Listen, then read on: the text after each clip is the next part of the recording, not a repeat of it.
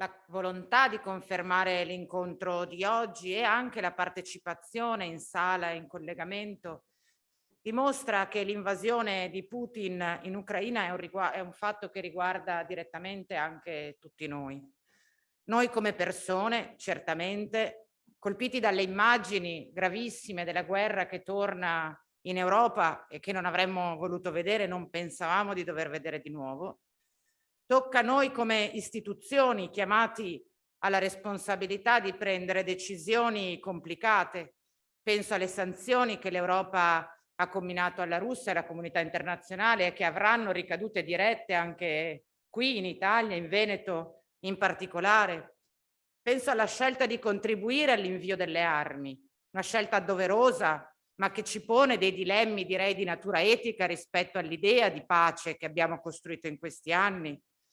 Penso alla ricerca dell'unità che abbiamo con forza perseguito in Europa, ce lo raccontava Alessandra, in Parlamento, lo diceva Alessandro, in Consiglio regionale, non scontato, lo raccontava Giacomo.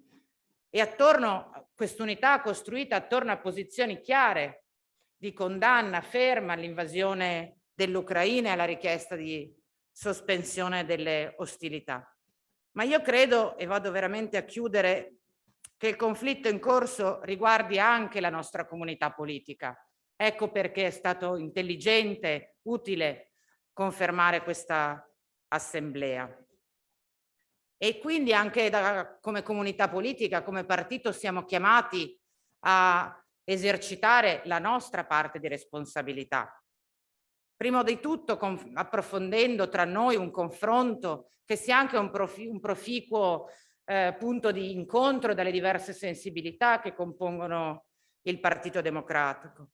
In secondo luogo siamo chiamati, credo, a mettere a disposizione questa discussione che oggi stiamo facendo tra di noi verso l'esterno, richiamando il principio che i circoli, cioè la nostra organizzazione territoriale, possano anche svolgere una funzione che faciliti il confronto, che aiuti l'approfondimento, che sia uno spazio di incontro, di opportunità, di riflessione anche al di fuori dei confini stretti dei circoli.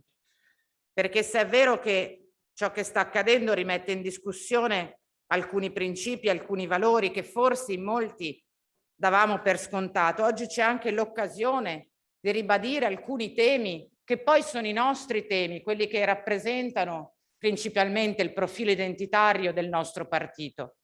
La pace non in termini retorici, ma come strumento reale da praticare quotidianamente.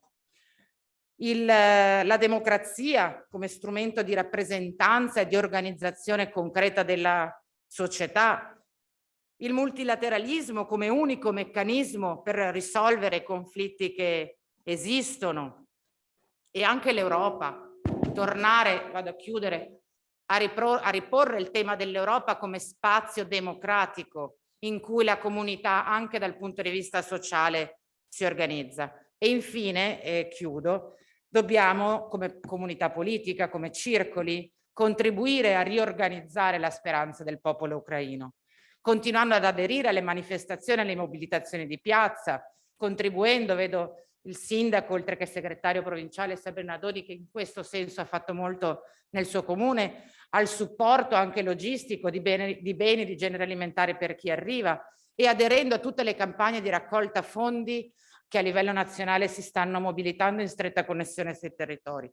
Ecco perché questa riunione tra di noi è importante ed ecco perché anche questo fatto tragico deve essere per noi l'occasione di ribadire con orgoglio l'appartenenza ad una comunità democratica importante che anche oggi può e deve svolgere la sua funzione. Grazie.